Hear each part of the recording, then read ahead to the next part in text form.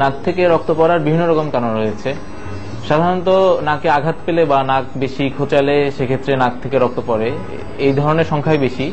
এছাড়া কারো যদি ব্লাড প্রেশার বেশি থাকে, রক্তচাপ বেশি থাকে, বা কারো ডেঙ্গু জ্বরের ক্ষেত্রে ডাক্তাররা নাক দিয়ে রক্ত পড়তে পারে। এছাড়া কারো যদি রক্তে কোনো সমস্যা থাকে সেক্ষেত্রেও নাক দিয়ে রক্ত পড়তে পারে।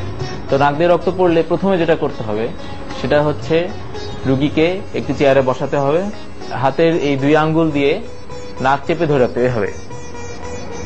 এরপরও যদি এভাবে আমরা 10 মিনিট রাখবো, 10 মিনিট রাখার পর দেখবো নাক থেকে রক্ত পড়ছে কিনা। সাধারণত বন্ধ হয়ে যায়।